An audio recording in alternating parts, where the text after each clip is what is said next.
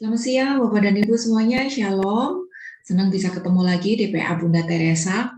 Hari ini kita akan bahas satu ayat yang cukup tricky ya, dari Yohanes 6 ayat 32. Itu bilang, bukan Musa yang memberi kamu roti dari surga, melainkan Bapakulah yang memberi roti yang benar dari surga. Nah, Bapak dan Ibu, kita akan coba membahas, kenapa sih kok Yesus sampai ngomong seperti ini gitu? Bukan Musa yang memberi kamu roti, tapi Bapakku yang di surga yang memberi kamu roti yang benar gitu. Kenapa Tuhan sampai ngomong seperti ini? Nah, sebenarnya kalau kita baca ya, kita akan mengerti bahwa Yesus ngomong ini setelah dia kelar dengan peristiwa penggandaan roti, 5.000 orang, mujizat 5 roti 2 ikan gitu. Maka kita akan otomatis berpikir, oh orang-orang ini ngikutin Yesus karena mereka pengen roti lagi. Rotinya kan gratis tuh, mengenyangkan gitu, nggak usah kerja dapat roti, ikut doang gitu. Jadi mereka ikut Yesus karena mau dapat roti lagi. Nah, itu nggak salah. Memang banyak bahkan sampai hari ini orang yang mencari Yesus hanya sekedar untuk mendapatkan berkat-berkat jasmani. Jadi sampai hari ini pun itu terjadi gitu. Tapi ternyata Yesus juga bilang, bukan Musa yang memberi kamu roti dari surga. Berarti orang kan berpikir pada waktu itu bahwa yang memberi roti itu Musa, bukan Allah gitu. Dan itu sebetulnya yang terjadi. Bahkan sampai sekarang pun banyak orang berpikir hal yang sama, bahwa segala macam yang mereka nikmati, mereka dapatkan hari ini bukan berasal dari Allah, tapi dari perantara-perantaranya, dari musa-musa kecil yang ada di sekitar kita, mungkin pendoa, romo, saudara, pewarta, suster, apa segala macam, yang dalam tanda kutip dianggap sakti gitu. Nah, jadi ayat ini keluar dari mulut Tuhan Yesus sendiri. Jadi pasti ini sesuatu yang sangat-sangat penting dan sebetulnya memberikan kita pengajaran yang sangat-sangat banyak dalam untuk rohani kita. Singkat kata, ini mengingatkan kita agar kita itu tidak cuma cari berkat-berkat lahiriah.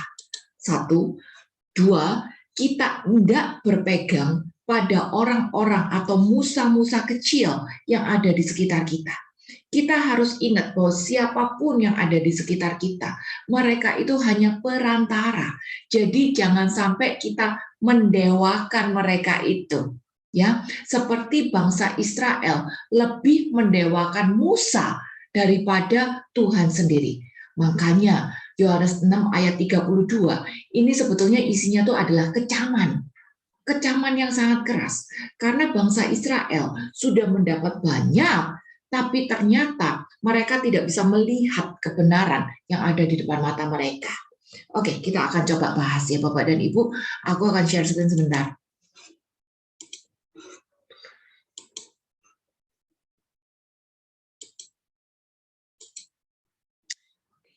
Bukan Musa yang memberi kamu roti dari surga, melainkan Bapakku memberi roti yang benar. Bapak dan Ibu, kita akan coba perbandingkan ya. Kita tahu bahwa bangsa Israel itu selalu terbalik. Kita tahu bahwa kehidupan orang rohani hari ini itu selalu diperbandingkan dengan bangsa Israel. Dan itu benar banget. Pada saat bangsa Israel tertindas oleh Mesir, itu menggambarkan kita, manusia rohani hari ini, tertindas oleh dosa, diperbudak oleh dosa. Ya, lalu pada saat bangsa Israel masuk ke dalam Laut Merah yang terbelah, itu menggambarkan kita masuk ke dalam baptisan, keluar dari perbudakan Mesir atau perbudakan dosa, masuk ke dalam baptisan untuk nanti berjalan menuju keselamatan, tanah perjanjian yang baru. Bangsa Israel di padang gurun itu pun juga gambaran kita hari ini yang sudah dibebaskan dari dosa, yang sudah dibaptis, lalu hari ini kita sedang berjalan di padang gurun untuk nanti mencapai tanah perjanjian yang baru, ya. Bangsa Israel kan mengharap untuk bisa masuk ke tanah perjanjian baru, yaitu Kanaan. Kita pun hari ini juga berjalan di padang gurun dengan harapan agar kita bisa nanti masuk ke dalam surga, Yerusalem yang baru, tanah perjanjian baru dari Tuhan yang baru gitu ya. Jadi bangsa Israel ini adalah gambaran dari kita hari ini. Nah, Bapak dan Ibu, kita juga harus ingat ya, di padang gurun itu bangsa Israel kan muter terus 40 tahun. Dan selama mereka di padang gurun itu, ternyata dari 5.000 orang yang keluar dari Mesir, yang masuk ke tanah perjanjian itu cuma 2, yaitu Yosua dan Kaleb. Lainnya kemana? Lainnya pada gugur di padang gurun itu. Jadi orang-orang yang masuk ke tanah perjanjian baru, itu bukan orang-orang yang dulu keluar dari Mesir. Generasi berikutnya masuk ke tanah perjanjian. Sedangkan generasi yang keluar dari Mesir ini sudah habis semua di padang gurun, kecuali Yosua dan Kaleb. Nah, ini pun juga gambaran dari kita, untuk kita, Bapak dan Ibu. Ini mau mengingatkan pada kita bahwa walaupun Anda dan saya sudah terima anugerah keselamatan, sudah dibebaskan dari perbudakan dosa, sudah masuk ke dalam baptisan, tapi saat hidup di padang gurun, fokus kita, sikap hidup kita harus tetap mengarah kepada Bapa. Karena apa? Kalau kita tidak berjalan bersama dengan Bapa, kalau kita tidak menjalin relasi pribadi kita dengan Tuhan, kalau kita tidak mendekatkan diri pada Tuhan secara roh dengan roh, kita pun juga bisa habis di padang gurun ini tadi. Istilahnya apa ya? Keselamatan itu harus dipertahankan. Keselamatan ini tidak bersifat udah punya, habis itu kita bisa suka-suka hidup kita. Enggak. Keselamatan itu bisa hilang kalau kita tidak pertahankan, seperti yang dialami oleh bangsa Israel zaman dulu. Jadi hari ini kita harus mempertahankan keselamatan itu sehingga kita bisa menjadi Yosua dan Kaleb yang baru masuk ke dalam tanah perjanjian. Nah, Bapak dan Ibu, untuk bisa menjadi Yosua dan Kaleb yang baru, kita pun harus bisa menyadari bahwa roti yang kita terima, berkat yang kita terima, itu bukan berasal dari orang-orang di sekitar kita, pendoa di sekitar kita, atau romo, bruder, suster, apa di sekitar kita. Tapi itu adalah dari Tuhan. Lalu, sikap hidup kita pun juga harus berubah. Kenapa? Karena kalau sikap hidup kita tidak berubah, kita tidak akan pernah bisa melihat pemeliharaan Allah. Ini terbukti dengan bangsa Israel, ya. Bangsa Israel pada waktu mereka berjalan di padang gurun, Tuhan itu memelihara kok. Tuhan itu memelihara, tapi mereka tidak merasa pemeliharaan Tuhan. Ada tiang awan, ada tiang api, ada roti, ada air, ada daging, baju nggak rusak, sepatu nggak rusak, musuh-musuh bisa dikalahin semua gitu. Pemeliharaan Tuhan yang luar biasa menyertai mereka, tapi mereka nggak bisa lihat.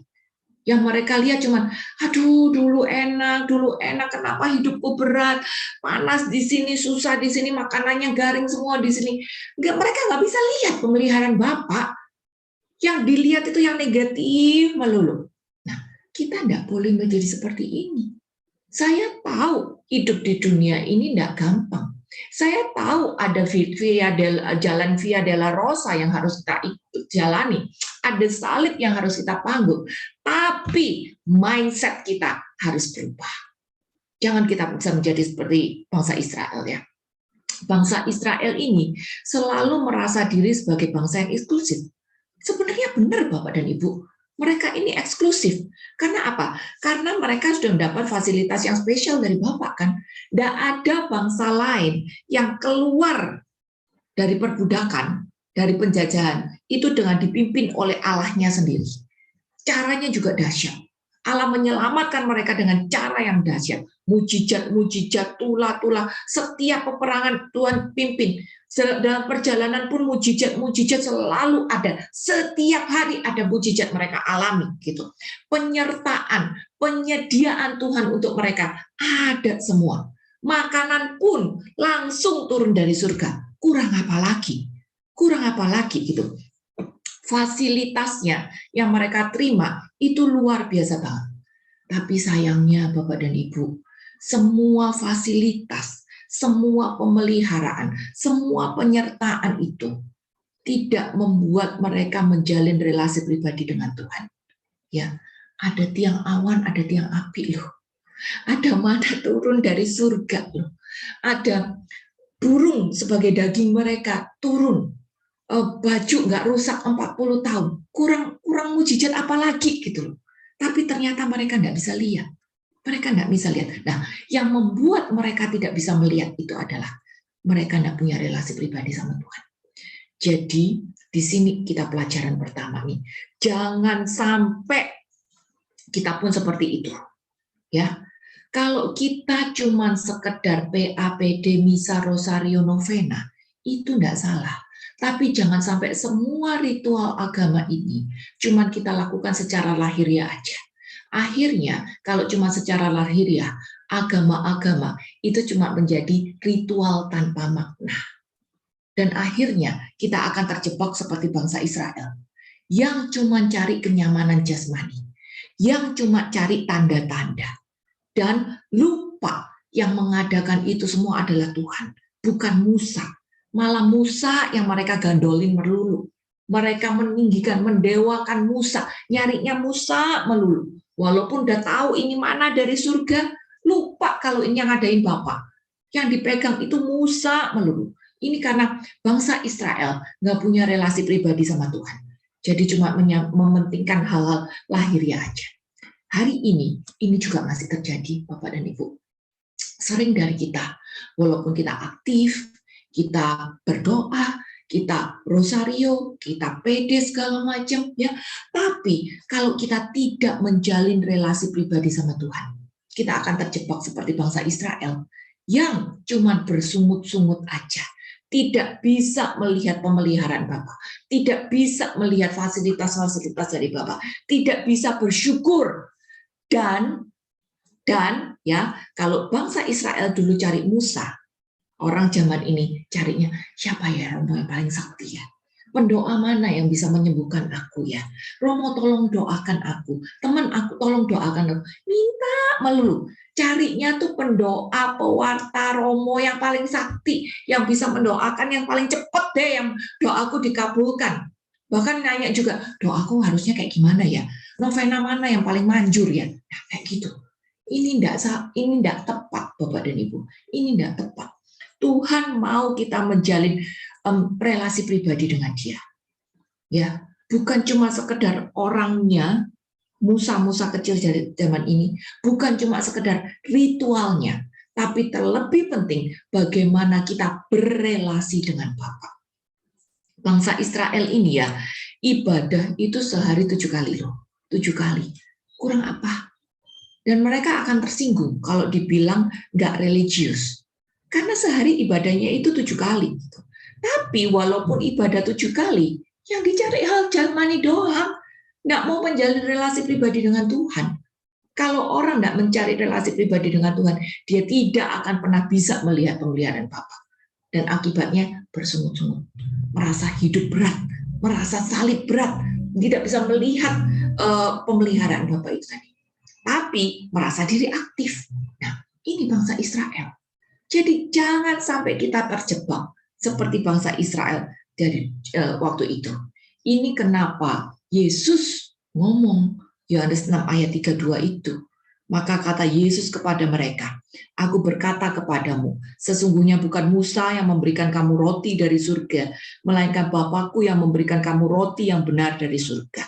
Ya, nah, itulah roti turunnya dari surga. Dipikir ini gara-gara Musa berdoa. Lupa kalau yang bikin mujizat itu Tuhan. Lupa bahwa sumbernya itu adalah Tuhan. Yang dipegang Musa aja. Tapi Tuhan malah dianggap sebagai pelengkap. Agama, ritual cuma diposisikan sebagai pelengkap. Kegiatan jasmani doang gitu. Jadi jangan sampai kita terjebak seperti ini ya. Bahkan kalau hari ini kita melakukan puji-pujian ya, jangan kita juga terjebak pada emosi aja. Menyanyi, memuji Tuhan, itu jelas baik. Menyanyi bisa bikin kita nangis. Menyanyi bisa bikin hati kita sukacita. Tapi jangan terjebak pada emosinya. Ya, yang harus kita bawa naik itu adalah roh kita. Dan kalau kita bisa membawa roh kita makin dekat makin Tuhan, makin dekat sama Tuhan, di situ kita baru bisa merasakan ada pemeliharaan Tuhan. Ada pemeliharaan Tuhan, saya berubah dan saya bisa melihat keadaan dari sudut pandang yang baru. Jadi Bapak dan Ibu, aku bacakan 2 Korintus 12 ayat yang ke-9 ya. Saya tahu keadaan hari ini tidak gampang.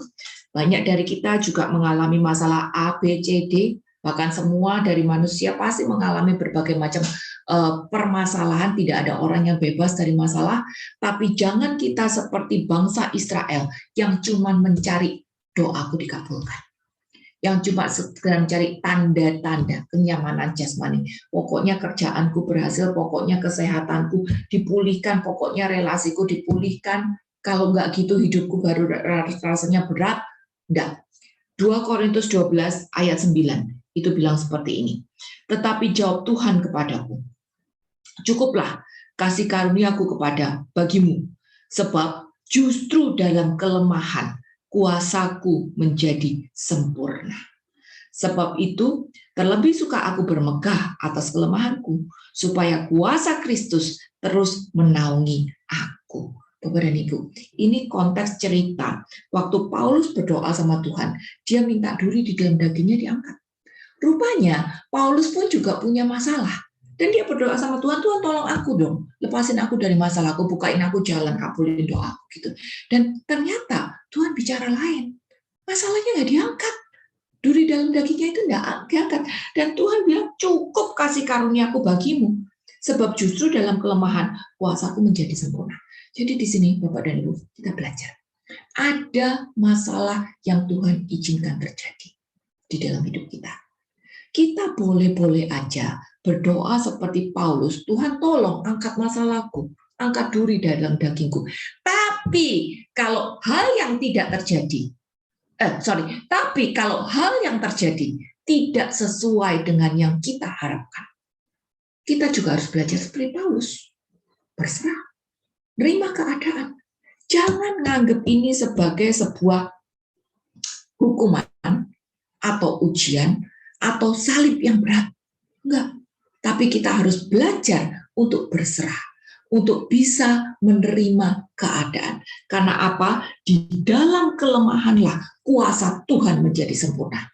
Pakai permasalahan-permasalahan di dalam hidup Anda justru untuk meninggikan nama Tuhan, untuk menunjukkan kepada orang-orang di sekitar Anda bahwa Anda sanggup, bahwa Anda tidak kehilangan damai sejahtera, bahwa Anda tetap sukacita, bahwa Anda tetap dipenuhi dengan damainya. Karena apa? Karena ada penyertaan, kekuatan, penghiburan dari Tuhan menyertai Anda.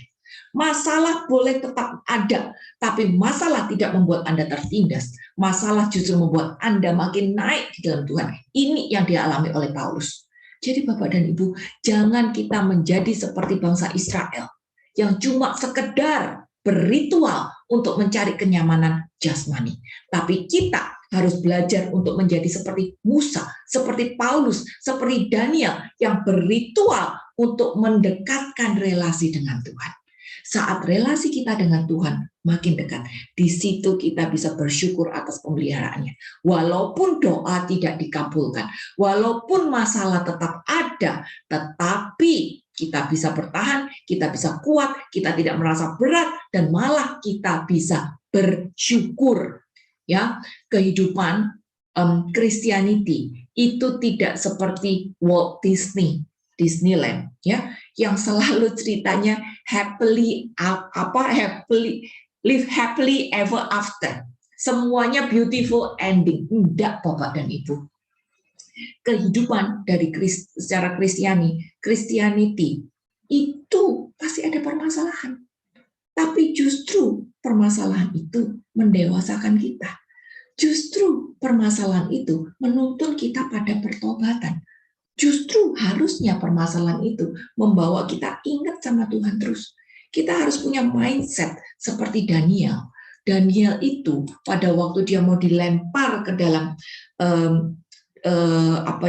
kandang singa, lalu ditantang sama penguasa, coba Allahmu bisa nggak nyelamatin kamu dari singa-singa ini? Gitu. Dan apa yang Daniel jawab? Daniel jawab, kalau aku bisa selamat dari kandang singa ini, itu adalah pertolongan Tuhan. Tapi kalau aku tidak bisa selamat dari kandang singa ini, aku akan tetap memuji Tuhan.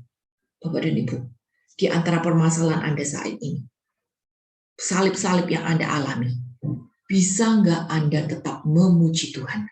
Kalau doa Anda tidak dikabulkan, bisa nggak Anda tetap menangkap tiang awan, tiang api, pemeliharaan dan penyertaan Tuhan yang Anda hadapi alami hari ini?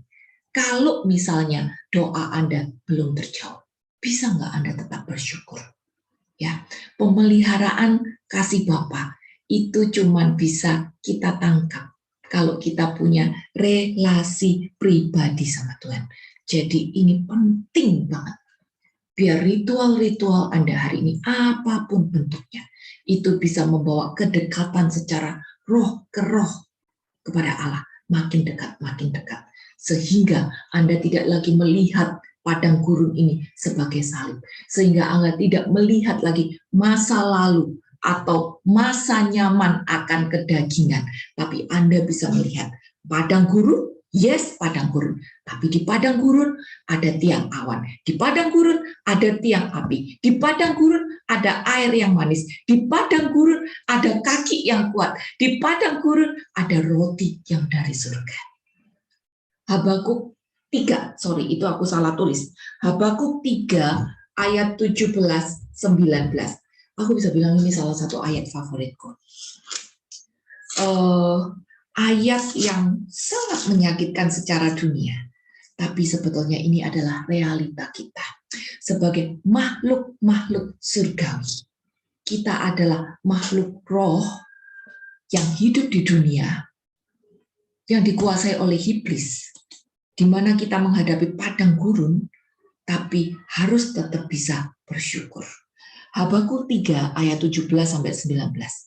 Sekalipun pohon ara tidak berbunga, pohon anggur tidak berbuah, pohon zaitun mengecewakan, sekalipun ladang-ladang tidak menghasilkan bahan makanan, kambing domba terhalau dari kurungan, dan tidak ada lembu sapi dalam kandang. Namun aku akan bersorak-sorak di dalam Tuhan, beria-ria di dalam Allah yang menyelamatkan aku. Allah Tuhanku itu kekuatanku. Ia membuat kakiku seperti kaki rusa. Ia membiarkan aku berjejak di bukit-bukit batu. Bapak dan Ibu, lihat ayat ini. Ayat ini tidak bicara tentang keadaan yang nyaman. Ayat ini tidak bicara tentang keadaan yang enak atau doa yang dikabulkan. No, tapi ayat ini bicara apa? Pohon ara nggak berbunga, pohon anggur nggak berbuah, pohon zaitun mengecewakan. Karena apa? Aduh, nggak ada hasil. Apa yang ditanam, apa yang diusahakan, nggak ada hasil. Ladang-ladang tidak ada bahan makanan. Kambing domba terhalau, tidak ada lembu sapi dalam kandang. Aduh, semua yang diusahakan sepertinya gagal total, nggak ada hasil. Tapi lihat, namun aku akan bersorak-sorak di dalam Tuhan, beria-ria di dalam Allah yang menyelamatkan aku. Bisa nggak kita seperti itu? Bapak dan Ibu, kalau kita punya relasi pribadi dengan Tuhan, kesaksian kita bukan hanya nanti kalau doaku dikabulkan. Kesaksian kita bukan hanya kalau kita mengalami mujizat yang enak-enak, tapi justru kesaksian kita adalah bila aku punya masalah, bila kehidupanku kayaknya berat secara dunia, tapi aku tetap beria-ria di dalam Dia. Aku tetap memuji Dia. Aku tidak takut, aku tidak kecewa, aku tidak marah. Aku tetap bisa menerima keadaan. Karena apa? Karena Tuhan yang memelihara aku. Jadi Bapak dan Ibu, lihat di sini. Bedanya bangsa Israel sama Musa. Musa mengalami padang gurun yang sama. Mengalami kesesakan yang sama. Tapi karena dia berelasi dengan Tuhan, dia bisa tetap bersyukur. Dia bisa menjalani kehidupan dengan baik. Dia bisa menghadapi padang gurunnya dengan nyaman. Sedangkan Israel aduh berat, aduh nggak enak gitu ya. Kita pun sekarang seperti itu. Hari ini, hidup ini adalah padang gurun kita. Tapi mana yang kita pilih? Kita mau menjadi seperti Musa waktu itu, atau kita mau menjadi Israel waktu itu? Kalau kita mau menjadi seperti Musa, maka syarat pertama adalah jalin relasi pribadi dengan Tuhan. Sehingga kita bisa melihat kehidupan bukan sebagai padang gurun, tapi sebagai tempat di mana Allah memelihara kita, menunjukkan mujizatnya demi mujizatnya, dan itu bisa kita bawa di dalam kesaksian kita. Saya harap habis ini, aku udah tahu apa yang Bapak dan Ibu alami, ya, tapi saya harap habis ini ada yang berani bersaksi. Boleh WA saya atau Ilona atau Monik untuk bersaksi di PA berikutnya. Kesaksian tidak harus menunggu doa dikabulkan atau mujizat yang enak terjadi, tapi justru kesaksian itu seperti Musa. Di dalam padang gurun kita tunjukkan penyertaan Bapa itu seperti apa, ya. Dan ini baru bisa kita alami kalau kita punya relasi pribadi sama Tuhan. Ini yang harus kita bangun. Berikutnya, aduh, aku nggak kelihatan ini putih. Oke, kita kembali bandingkan ya.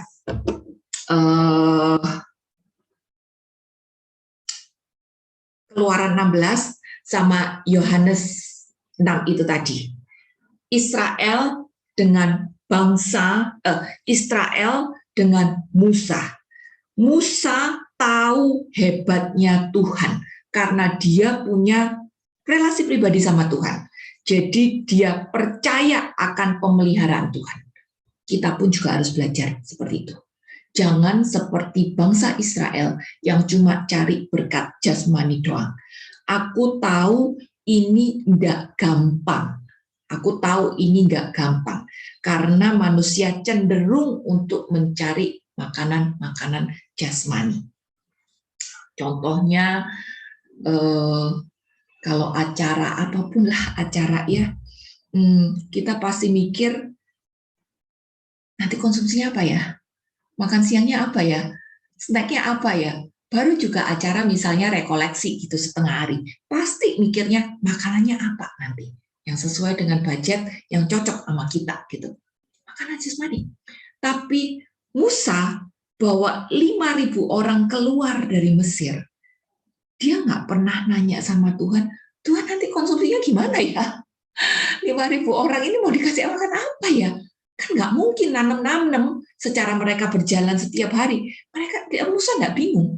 Nah ini kan hanya terjadi karena dia percaya sama Tuhan. Kita gimana? Bisa nggak kita seperti Musa ini tadi, yang percaya sama Tuhan, walaupun nggak tahu nanti harus masak di mana di padang gurun. Nah, Keluaran 16 ini mungkin Bapak dan Ibu baca sendiri nanti di rumah ya. Ini bicara tentang mana, di mana Tuhan memberikan mana setiap hari turun dari surga. Tapi ada aturannya. Mana ini bakal turun setiap hari, mereka disuruh ngambil secukupnya. Karena kalau nginep, mana itu nginep bersisa, mana itu akan membusuk, belatungan. Tapi lucunya, mana itu kalau diambil sehari sebelum Sabat, nggak belatungan. Tuhan bilang kalau Sabat entar nggak ada yang turun ya, mananya. Jadi mana cuma turun 6 hari. Hari ke-6 disuruh ngambil double, disimpan untuk makan hari ke-7, dan nggak busuk, nggak belatungan. Tapi kalau hari-hari yang lain, belatungan. Nah ini kan sebenarnya udah mujizatnya Tuhan. Tapi di sini sudah mengajarkan bahwa kalau ngambil secukupnya, jangan serakah. Ini sesuai dengan doa kita hari ini loh. Berilah pada kami makanan kami secukupnya. Tidak boleh serakah. Permasalahan hari, cukuplah untuk sehari. Jangan khawatir sama yang besok-besok. Nggak boleh serakah juga. Karena tiap hari kita pasti mengalami pemeliharaan Bapak. Jadi Bapak suruh kita belajar untuk tidak serakah agar kita bisa makin berserah kepada Dia. Tapi mana tersebut itu memang cuma makanan jasmani. Makanya dia tidak bisa membawa kekekalan. Buktinya apa? Walaupun bangsa Israel itu makan setiap hari, ya, mereka tetap bersungut-sungut, mereka tetap ngomel, mereka tetap tidak bisa melihat kebaikan Bapa. Singkat kata, mereka tidak berubah dari dalam. Nah, ini bukti kalau ini cuma makanan jasmani. Karena makanan jasmani ujung-ujungnya jamban. Makanan rohani itu pasti mengubah kita dari dalam. Jadi di Keluaran 16, Tuhan itu sudah mengajarkan ada makanan yang turun dari surga, tidak boleh serakah karena nanti ada bisa membusuk, tapi hari ke-6 suruh ngambil double, ini makanan biasa, tidak membawa pada kekekalan karena tidak akan mengubah dari dalam.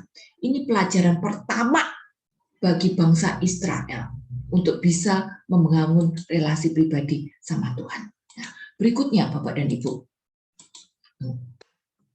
Berikutnya, itu tadi Keluaran 16 ya. Kita akan coba perbandingkan Keluaran 16, di mana Keluaran 16 itu mengajarkan tentang mana yang hanya untuk lahiriah, mana yang didikannya agar tidak serakah, mana yang didikannya agar Israel bisa taat. Dan ini akan kita perbandingkan dengan Yohanes 6 ayat 32 sampai 36. Kita agak belajar sedikit hari ini. Ada istilah yang namanya tipologi. Tipologi ini sebetulnya adalah bagian dari ilmu tafsir, di mana perjanjian lama itu dibandingkan dengan perjanjian baru, di mana perjanjian lama itu adalah bayangan dari perjanjian baru. Jadi perjanjian lama itu adalah gambaran dari perjanjian baru, ya. Itu disebut dengan tipologi. Kita akan perbandingkan ini. Perjanjian lamanya Keluaran 16, perjanjian barunya Yohanes 6 ayat 32 sampai 36. Aku bacakan dulu Yohanes 6. Yohanes 6 32 sampai 36. Maka kata Yesus kepada mereka, Aku berkata kepadamu, sesungguhnya bukan Musa yang memberikan kamu roti dari surga, melainkan Bapa-Ku yang memberikan kamu roti yang benar dari surga. Karena roti yang dari Allah ialah roti yang turun dari surga dan yang memberi hidup kepada dunia. Maka kata mereka kepadanya, Tuhan, berikanlah kami roti itu senantiasa. Kata Yesus kepada mereka, Akulah roti hidup. Barang siapa datang kepadaku, ia tidak akan lapar lagi. Dan barang siapa percaya kepadaku, ia tidak akan haus lagi. Tapi aku telah berkata kepadamu, sesungguh pun kamu telah melihat aku, kamu tidak percaya. Nah, kita coba bandingkan sekarang ya. Keluaran 16 sama Yohanes 6 ayat 32 sampai 36 ini tadi. Kembali lagi, Keluaran 16 bicara tentang mana. Mana yang turun dari surga. Itu berasal dari Allah. Tapi ternyata hanya untuk mengenyangkan tubuh jasmani. Tidak mengubah inner secara rohaninya. Perbandingkan dengan Yohanes 6. Yohanes 6 juga bicara tentang roti yang turun dari surga. Tapi kali ini roti itu bukan mana. Roti itu adalah Yesus sendiri, di mana dia mengatakan, Akulah roti yang turun dari surga. Karena Yesus bilang dia adalah dari surga, maka dialah dan dari Allah. Dan roti yang adalah Yesus itu, otomatis dia bukan mengenyangkan secara jasmani, tapi dia mengenyangkan secara rohani. Lihat bagaimana Bapak dan Ibu, perjanjian lama dibayangkan untuk perjanjian baru. Bagaimana kedatangan Tuhan Yesus yang adalah roti rohani. Itu sudah diajarkan, sudah digambarkan sejak awal. Jadi itu penggambarannya. Perjanjian lama sudah digambarkan sejak Perjanjian Lama sudah menggambarkan akan kedatangan Tuhan Yesus. Tapi ini bukan bicara tentang hal jasmani aja. Kali ini Yesus mengenyangkan secara rohani. Perjanjian Lama adalah bayangan dari Perjanjian Baru. Nah, berikutnya kita lihat kenapa sih kok Yesus mengidentifikasikan dirinya sebagai mana dari surga. Kenapa sampai kayak gitu? Kenapa sampai dari awal dia sudah menggambarkan dengan mana yang turun untuk bangsa Israel? Kita coba lihat ya. Yohanes 3 ayat 16. Yohanes 3 ayat 16. Ayat 13. Tidak ada seorang pun yang telah naik ke surga selain daripada Dia yang telah turun dari surga, yaitu Anak Manusia. Bapak dan Ibu, kita tahu sifat Alkitab ini adalah pasti. Kalau ada dua ayat ngomong paralel, berkaitan sama, kita tahu itu adalah sesuatu yang pasti, yang mutlak. Apalagi kalau ayat itu keluar dari mulut Tuhan Yesus sendiri. Kita tahu Yesus itu siapa. Kita tahu dia asalnya dari mana. Jadi pada waktu dia bersabda, tertulis di dalam Alkitab, maka kita dengan iman, kita percaya dan yakin itu adalah sesuatu yang benar dan mutlak. Yohanes 13 ayat 3. Dia bilang, tidak ada seorang pun yang telah naik dari surga, selain daripada Dia yang telah turun dari surga, yaitu Anak Manusia. Jadi di sini dia sudah menyatakan diri bahwa dialah yang telah turun dari surga. Dulu ada roti yang turun dari surga. Dulu tidak ada barang lain yang turun dari surga, cuma roti doang. Tapi hari ini ada sesuatu yang lain yang juga turun dari surga, yaitu Yesus. Dan dia nyatakan itu, dialah yang turun dari surga. Sorry, kalau mendung hidungku gatal.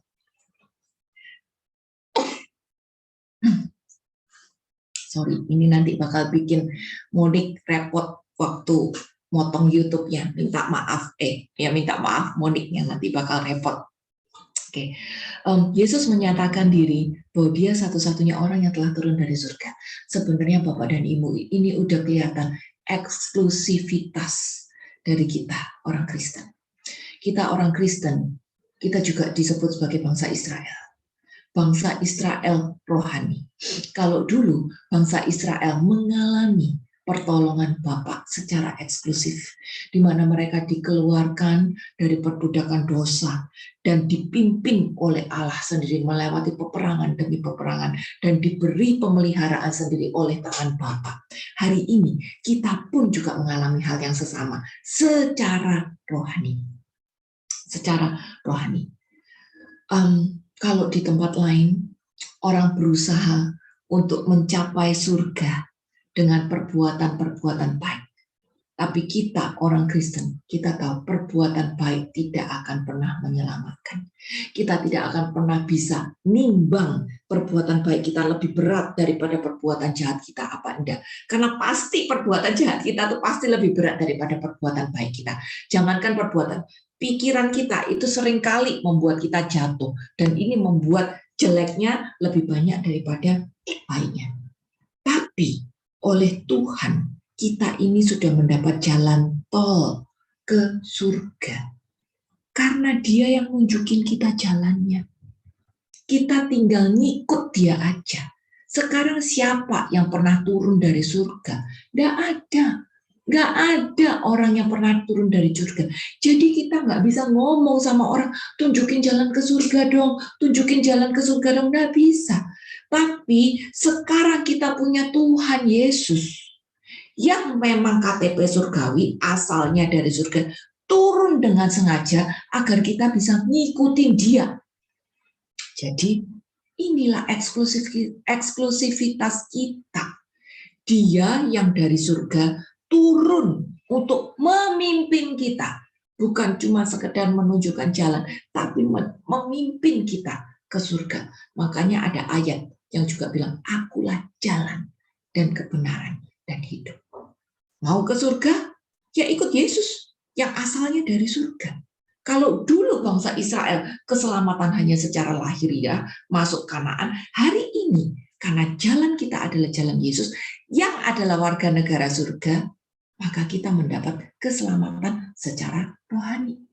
Lihat bagaimana Perjanjian Lama menggambarkan apa yang terjadi di Perjanjian Baru. Sepanjang sejarah hidup kita sudah dipersiapkan untuk keselamatan ini tadi oleh Yesus. Yohanes 6 ayat 38. Yohanes 6 ayat 38. Sebab aku telah turun dari surga, bukan untuk melakukan kehendakku, tapi untuk melakukan kehendak Dia yang telah mengutus aku. Garis bawahi kata, aku telah turun dari surga. Dia menyatakan dirinya.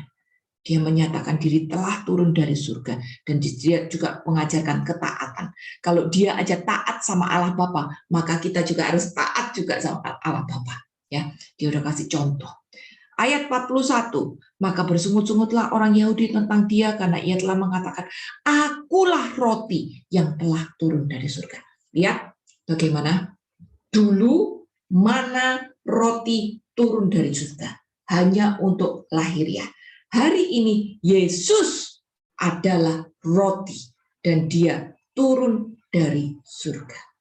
Lihat bagaimana Perjanjian Lama adalah bayangan Perjanjian Baru. Perjanjian Baru adalah penggenapannya. Ayat 48. Akulah roti hidup. Kalau dulu Perjanjian Lama, mana turun dari surga hanya untuk lahiriah jasmani, tidak menyelamatkan, tidak mengubahkan. Hari ini Yesus adalah roti, turun dari surga untuk memberi hidup. Lihat bagaimana luar biasanya. Ayat 48-nya sekarang 51. Akulah roti hidup yang telah turun dari surga. Sama. Dia rotinya. Dia yang dari surga.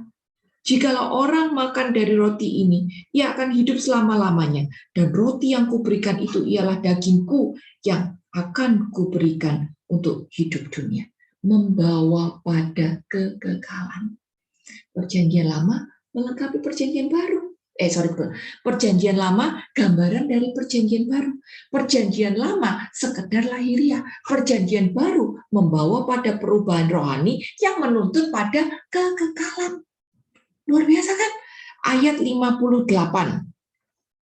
Inilah roti yang telah turun dari surga. Bukan roti seperti yang dimakan oleh nenek moyangmu dan mereka telah mati. Barang siapa makan roti ini, ia akan hidup selama-lamanya. Bapak dan Ibu, 1, 2, 3, 6 ayat. 6 ayat Tuhan Yesus sendiri yang ngomong bahwa dialah roti itu yang telah turun dari surga. Dan oleh dia akan terjadi perubahan yang akan menuntun kita sampai pada kekekalan. Luar biasa banget.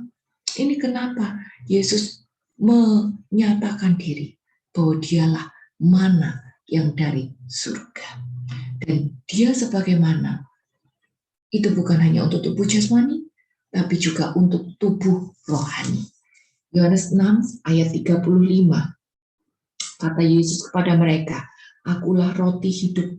Barang siapa datang kepadaku, ia tidak akan lapar lagi. Barang siapa percaya kepadaku, ia tidak akan haus lagi. Roti hidup untuk tubuh rohani. Ini mengubah kita dan membawa kita pada kekekalan. Maka roti hidup itu akan mengenyangkan kita. Tidak membawa kita lapar, tidak membuat kita haus lagi. Bahasa gampangnya adalah ini akan membawa kita bisa hidup puas. Puas, yes. Bapak dan Ibu, kepuasan itu hanya ada di dalam Tuhan.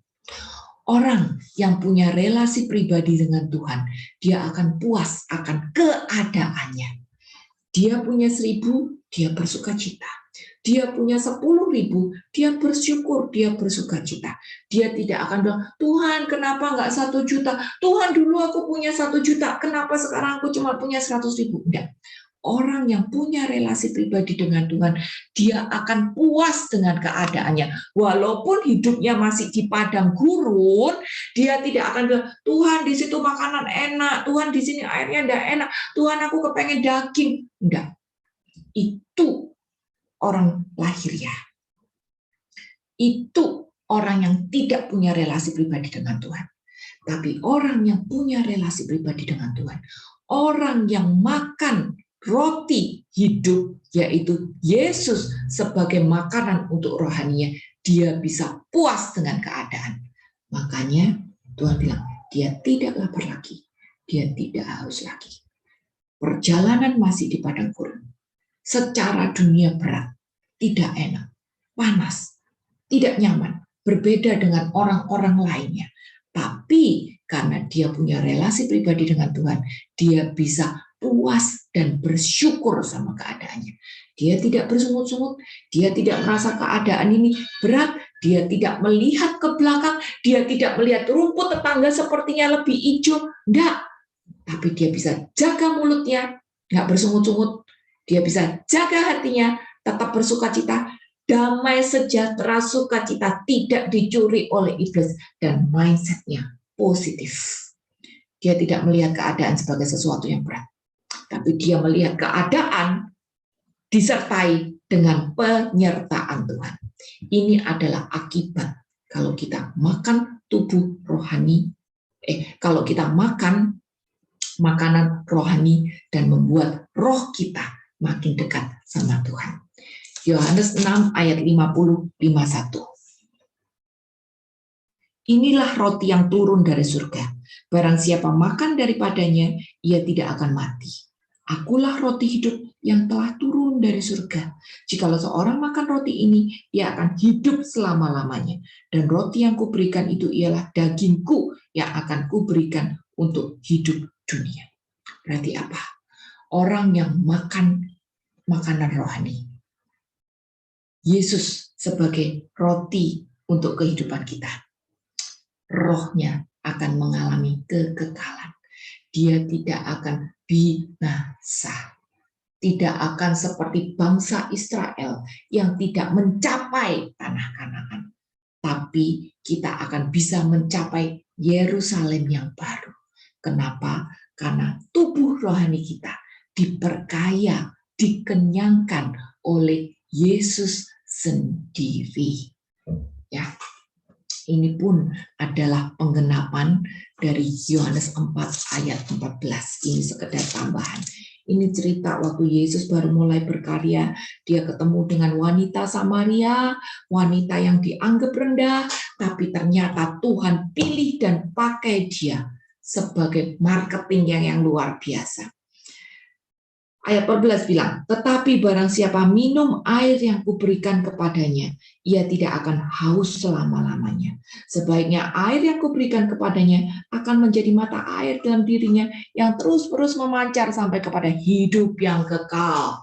Sama Bapak dan Ibu, ada kepuasan bila kita berelasi pribadi sama Tuhan, makan makanan rohani, maka kita akan puas. Tidak haus lagi, tidak lapar lagi, sampai masuk kepada kekekalan. Berarti apa? Gak bersungut-sungut. Bisa bersyukur dengan padang gurun kita.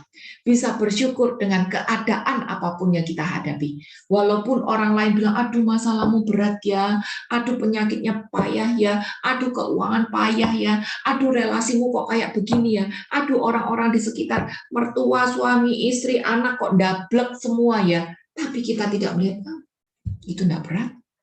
Emang Tuhan kirim aku untuk ini? Aku enggak merasa padang gurun ini berat. Kan ada pemeliharaan Tuhan. Kan aku alamin tiang awan ini. Kan aku alamin tiang api ini. Kan kasutku enggak rusak. Kan aku enggak kehilangan sukacita. Jadi Bapak dan Ibu, pastikan ritual kita ini mengenyangkan benar. Kalau kita belum berubah, Kalau kita masih bersungut-sungut seperti bangsa Israel, kalau kita masih merasa keadaan hidup ini berat, padang gurun ini berat, salib ini berat, berarti relasi kita pribadi sama Tuhan kurang intim. Maaf kata, kurang intim. Dan harus diperbaharui. Ingat, segala sesuatu yang dari Tuhan itu mengenyangkan, mengubah kita. Tapi kalau kita tidak mau berelasi pribadi, akhirnya apa? Itu jadi makanan jasmani doang, nggak berguna. Matius 15 ayat 17, ini lucu nih ayat. 15, Matius 15 ayat 17. Tidak tahukah kamu bahwa segala sesuatu yang masuk ke dalam mulut turun ke dalam perut, lalu dibuang ke jamban? Satu-satunya ada kata jamban di dalam Alkitab, tapi ternyata ada. Ini menggambarkan hal-hal lahiriah yang selama ini kita cari. Makanan kek, naik gaji kek, relasiku sama dia, aduh dia jahat banget sama aku berdoa biar dia segera berubah, aku berdoa biar dia cepat sadar deh, sakit penyakitku semua diangkat deh, pokoknya segala macam yang duri dalam daging yang kita harapkan untuk diangkat, ya. Tapi kita terlalu terpatok pada itu, akhirnya sia-sia. Dibuang ke dalam jamban doang. Kita harus belajar kayak Paulus. Kalau Tuhan nggak kabulkan ini, ya nggak apa-apa. Biar nama Tuhan dipermuliakan lewat ini. Itu yang harusnya jadi mindset kita. Nggak bersungut-sungut. Itu yang harusnya jadi mindset kita. Permasalahan tidak membuat aku tenggelam, tapi seperti Paulus, lewat permasalahan, di dalam kelemahan kita tunjukkan kuasa Tuhan sempurna. Terus satu hal lagi yang berat. Keluaran 16 ayat 24, kita baca ya ini ya. Tadi kan aku udah cerita bahwa mana yang turun dari surga, itu ada aturannya. Setiap hari ambil cukup, karena kalau enggak, hari besoknya dia akan busuk. Tapi lucunya, kalau ambil hari ke-6, boleh simpan 2 hari, dan itu tidak busuk. Keluaran 16 ayat 24 bilang, mereka membiarkan di tempatnya sampai keesokan harinya, seperti yang diperintahkan Musa, lalu tidak berbau, busuk, dan tidak ada ulat di dalamnya. Ya, ini sebenarnya ngomong bahwa ada waktunya semua ini tadi berakhir. Ada waktunya semua ini berakhir. Jadi hari ini adalah masa kasih karunia, di mana mana masih tersedia setiap hari. Tapi nanti, semua ini nanti akan terhenti. Semua ini nanti akan habis. Jadi mumpung ini masih di masa kasih karunia, manfaatkan. Jangan sampai kita masuk ke masa perhentian dan ternyata kita tidak siap karena kita tidak punya mana double. Ingat ya peraturannya ya, hari 1 sampai 5 ambil satu secukupnya, karena kalau tidak gitu busuk. Tapi hari ke-6 ambil double, karena itu buat konsumsi nanti hari ke-7. Hari ke-7 tidak ada lagi. Kita coba buka di 2 Kor 6 ayat yang kedua. 2 Kor 6 ayat yang kedua.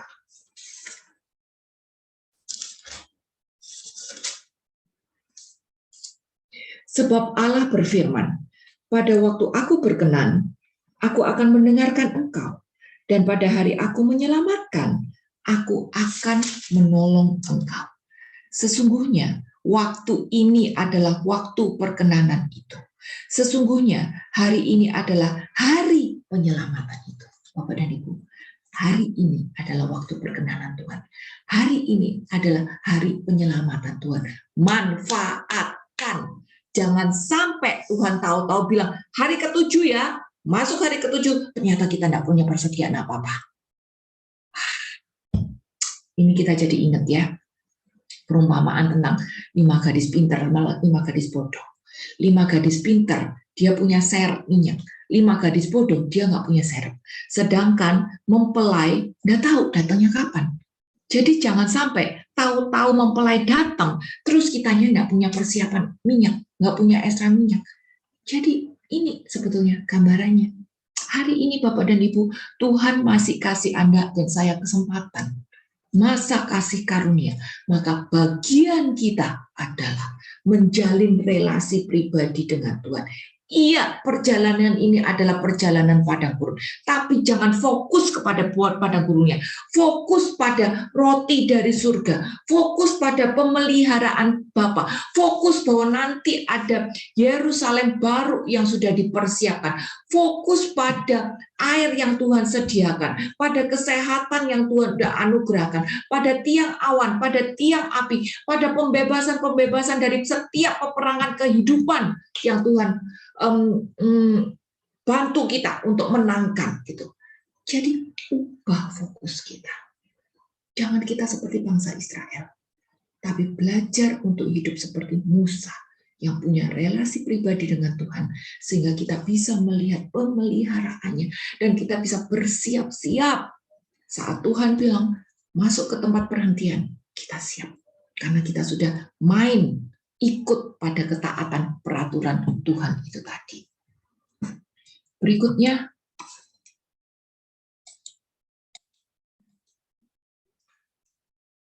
tunggu sebentar, aku kok nggak bisa klik, nggak kelihatan juga nih.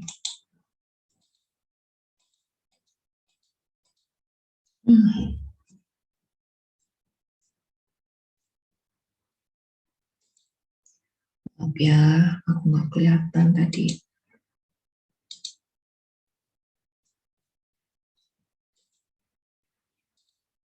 Oke.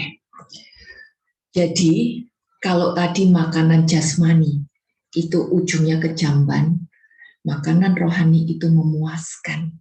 Kalau bangsa perjanjian lama makan makanan jasmani itu tidak mengubah dari dalam, sekarang makanan rohaninya itu Yesus sendiri, mananya Yesus sendiri, maka itu mengubah dari dalam, dan itu akan menuntun kita, membuat kita punya relasi pribadi dengan Tuhan, dan itu akan menuntun kita pada kekekalan.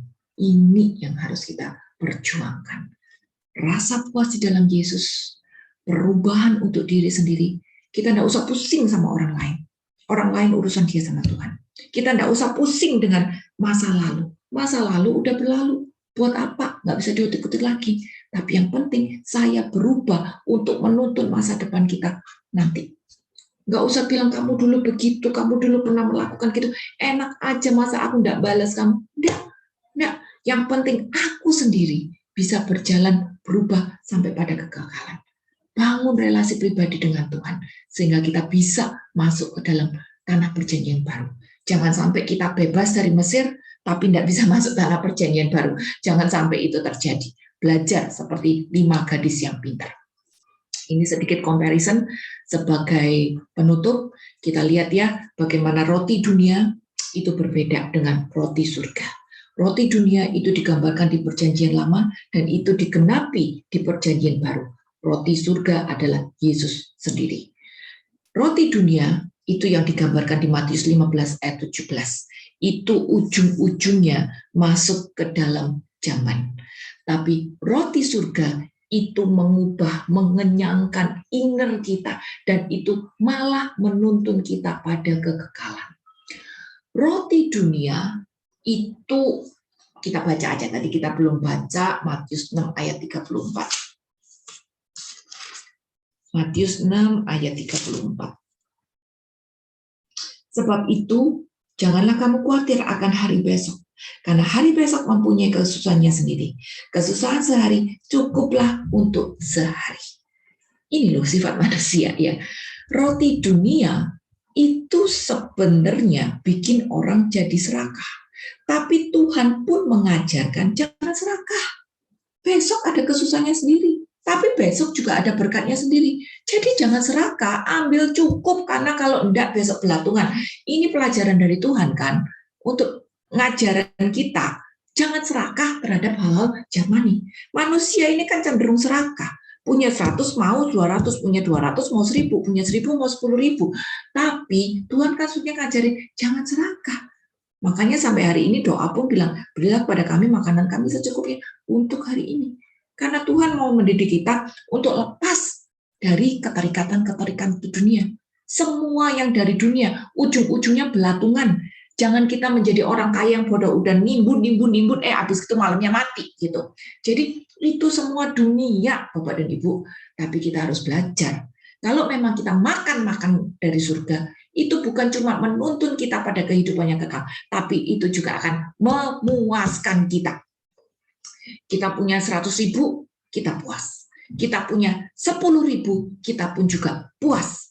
Kita punya relasi baik, kita puas. Tapi ada orang-orang di sekitar kita yang relasi mungkin kasih hati, ngerogorong sikapnya kasar, menyebalkan kita, menyakitkan kita, kita pun juga puas. Karena mindset kita udah tidak lagi pada padang gurun. Mindset kita pada tiang awan, pada tiang api. Mindset kita pada roti yang dari surga. Jadi ini mengubahkan. Hal dunia tidak mengubahkan, tapi hal surgawi mengubahkan kita dari dalam. Roma 12 ayat 2, ini udah sering sekali kita baca. Saya benar-benar berharap ayat ini menjadi pegangan untuk kita. Roma 12 ayat 2, jangan kamu menjadi serupa dengan dunia ini, tapi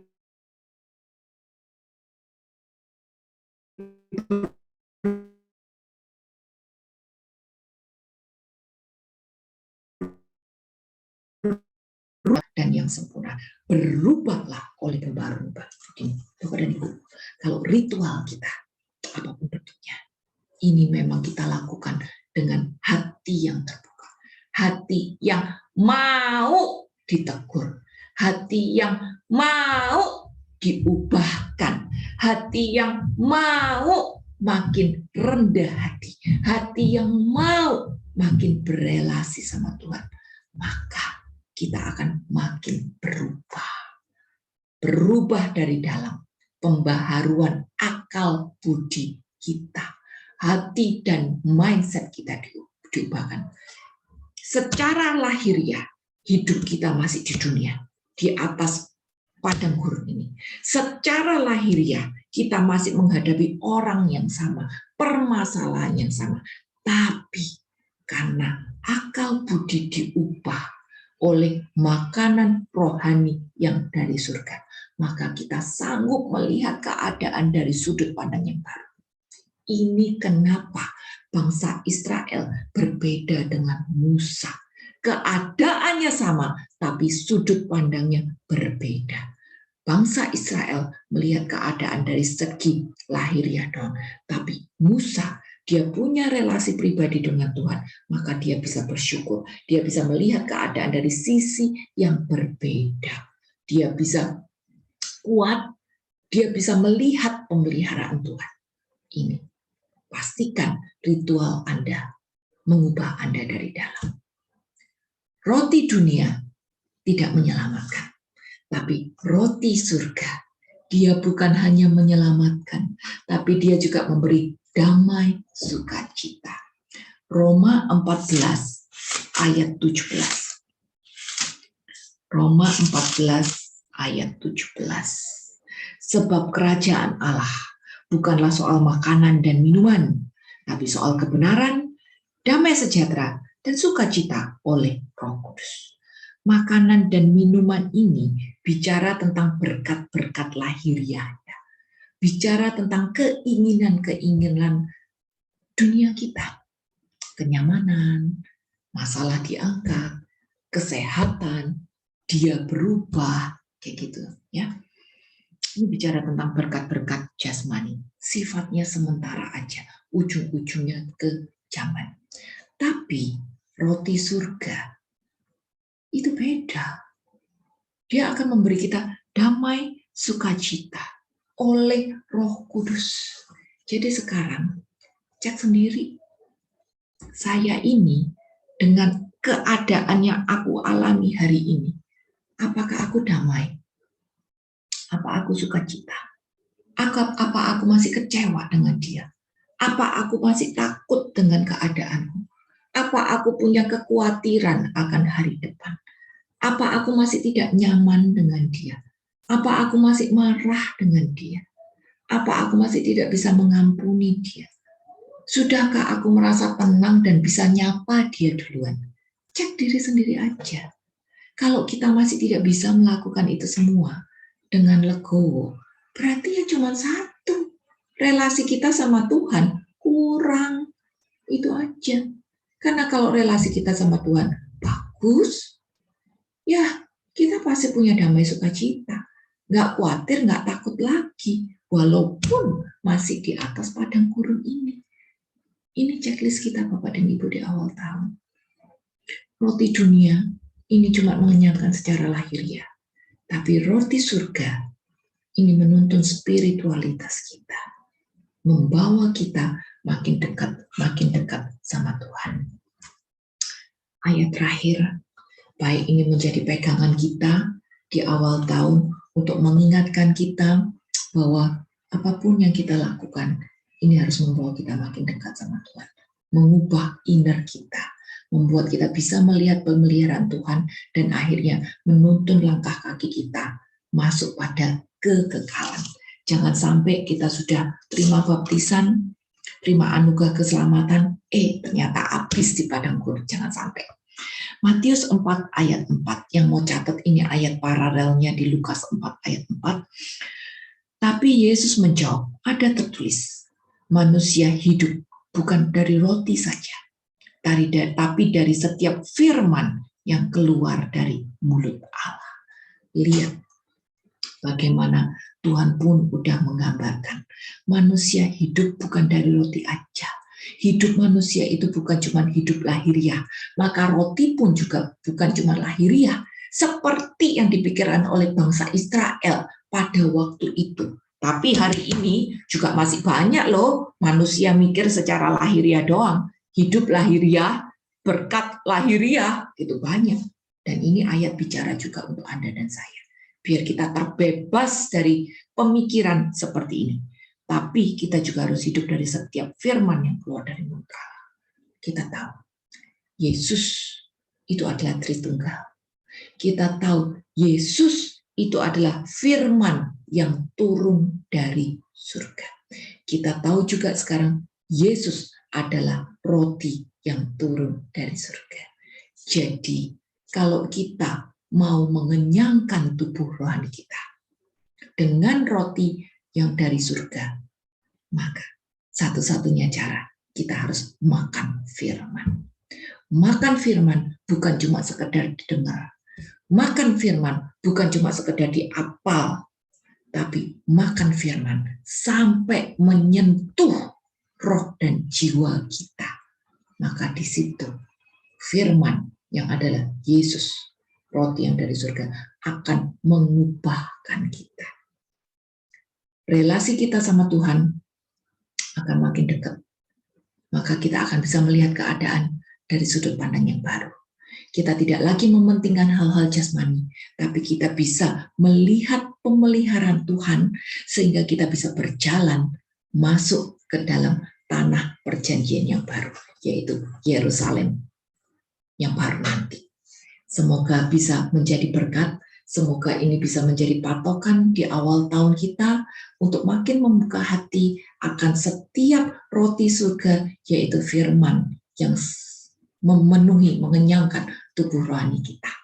Tuhan Yesus memberkati. Halo, selamat siang. Saya mau bertanya dong. Ya, Bu Cecil. Kenapa Musa nggak bisa masuk ke tanah perjanjian? Sedangkan Musa kan yang memimpin bangsa Israel keluar dari Mesir. Oke. Silakan, Cecil. Pertanyaan yang bagus banget, Bu, ya. Bentar, aku cari jawabannya berdasarkan Alkitab. Aku lupa di ayat berapa. Sambil cerita dulu ya. Musa memang tidak bisa masuk ke dalam tanah perjanjian karena Allah mementingkan ketaatan, kan. Ini juga pelajaran bagi Anda dan saya. Betapa ketaatan itu penting sekali. Karena pada waktu itu ada hal yang Musa tidak taat. Istilahnya dia kepancing emosi, lalu apa yang Tuhan suruh dia tidak lakukan. Waktu itu bangsa Israel itu bersungut-sungut gitu ya. Bangsa Israel itu kan terkenal paling bebel gitu loh. Sedangkan Musa ini sebetulnya manusia yang terkenal paling lembut hati. Lembut hati itu bukan lemah gemulai ya. Lembut hati itu adalah orang yang bisa rendah hati untuk dibentuk oleh firman Tuhan dan keadaan. Dan itu adalah Musa.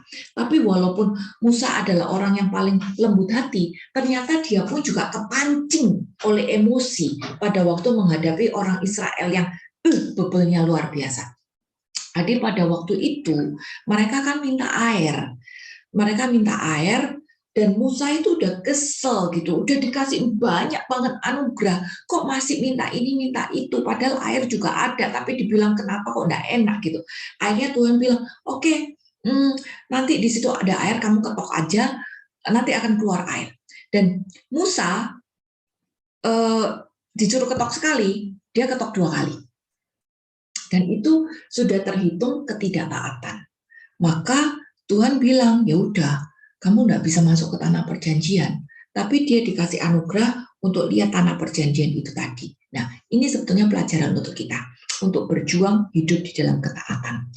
Tadi kan ada aku bilang ya tipologi ya. Perjanjian lama adalah bayangan dari perjanjian baru. Ya, perjanjian lama itu menggambarkan apa yang akan terjadi di perjanjian baru. Perjanjian baru melengkapinya. Bagaimana ketaatan itu sangat penting. Dan itu Yesus pun lakukan. Kita tahu bagaimana Yesus taat sampai mati di atas kayu salib. Dan itu pun dia katakan di Yohanes 4:3-4, makananku ialah melakukan kehendak Dia yang mengutus aku dan menyelesaikan pekerjaannya. Jadi ketaatan ini sangat-sangat penting. Iman kita ini tidak dibuktikan dengan berapa banyak kita berdoa, tapi iman kita dibuktikan dengan ketaatan. Ada terlalu banyak ayat bilang tentang ketaatan. Bukan orang yang berteriak Tuhan, Tuhan yang masuk dalam kerajaan Allah, tapi orang yang mendengarkan dan melakukan ketaatan. Ya, iman tanpa perbuatan adalah mati. Ketaatan. Jadi banyak sekali ayat yang bilang tentang ketaatan. Dan itu sudah diajarkan lewat didikan Musa itu. Tuhan mengajarkan tentang ketaatan. Kasarnya nih ya ngomong, taat itu ya taat, nggak ada yang namanya setengah taat. Setengah taat itu berarti nggak taat. Betapa beratnya ini sebetulnya. Nggak mungkin kita bisa lakukan ini tanpa tuntunan Roh Kudus. Nggak mampu kita. Setengah taat itu berarti nggak taat. Kesalahan Musa kecil sebetulnya, tapi terhitung nggak taat juga. Tapi Ibu Bapak, jangan berpikir Musa nggak masuk surga ya. Walaupun dia tidak masuk ke dalam tanah perjanjian, Musa itu adalah sahabat Allah. Ingat pada waktu Yesus naik ke Gunung Tabor, siapa yang dilihat murid-murid? Ada Musa kan di situ. Karena apa? Musa itu adalah sahabat Allah. Jadi jangan berpikir dia tidak masuk tanah perjanjian lalu dia tidak surga. Enggak, dia di surga. Dia sahabat Allah. Dan ini buktinya. Salah ayat. Yang menguburkan Musa itu tuh Allah sendiri. Bentar, aku cari ayatnya. Yang menguburkan Musa itu Allah sendiri. Itu bukti kalau Musa itu sangat dicintai oleh Allah. Ini ayatnya.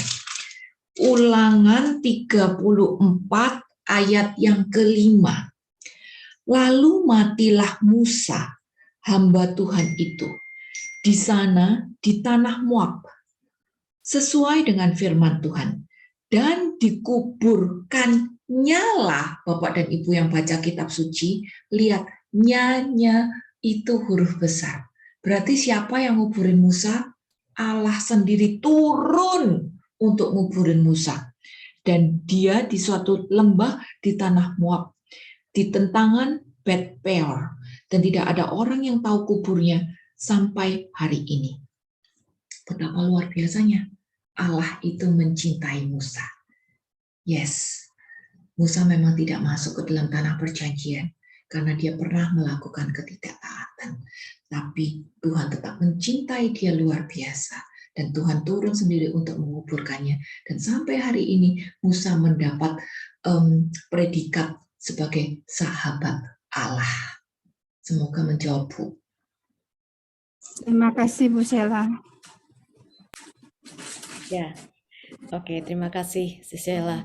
Tapi memang luar biasa ya Musa ini ya. Maksudnya dia seorang bapa bangsa Israel yang besar dan dia membantu bangsa Israel untuk melewati, dan bangsa Israel waktu itu kan luar biasa ya. Tegar tengkuk, luar biasa sulit aku nggak bisa ngebayangin bagaimana jadi Musa. Tapi bahwa karena kesalahan dia yang kecil itu akhirnya dia end up-nya tidak masuk ke tanah terjanji. Jadi betapa sulitnya ketaatan itu ya. Artinya dalam kehidupan kita sehari-hari pun artinya ketaatan itu sulit ya. Tidak gampang. Tidak bisa dilakukan dengan kekuatan kita sendiri. Makanya hari ini kita itu masuk ke dalam zaman kasih karunia. Karena kita punya Roh Kudus yang ngingetin dan memampukan kita. Ini privilege, eksklusivitas yang nggak dimiliki oleh manusia di perjanjian lama. Roh Kudus itu tadi, bukan berarti Roh Kudus nggak ada ya. Roh Kudus sudah ada sejak permulaan zaman. Tapi Roh Kudus itu baru berkarya setelah dicurahkan di upper room itu. Itu masanya Roh Kudus. Makanya hari ini disebut sebagai masa kasih karunia. Mindset kita hari ini jangan berpikir wah Musa hebat apa kayak gitu. Yang harus kita bercermin sendiri. Jangan sampai aku jadi seperti bangsa Israel yang udah terima kasih karunia keselamatan, yang udah dibebaskan dengan cara ajaib luar biasa, yang sebetulnya udah dikasihin pertolongan demi pertolongan dengan cara yang ajaib, tapi ternyata tidak bisa jalin relasi dengan Tuhan, sehingga tidak bisa melihat pemeliharaannya, sehingga tidak bisa masuk ke tanah perjanjian yang baru. Itu yang harus jadi mindset kita hari ini. Ya, tadi Pak Rudi juga memberikan tip, ada dalam Bilangan 20 ayat 12, kenapa Musa tidak masuk ke tanah perjanjian. Ini kalau aku buka, tetapi Tuhan berfirman kepada Musa dan Harun, karena kamu tidak percaya kepadaku dan tidak menghormati kekudusanku di depan mata orang Israel, itulah sebabnya kamu tidak akan membawa jemaah ini masuk ke negeri yang akan kuberikan kepada mereka. Ya, terima kasih Pak Rudi.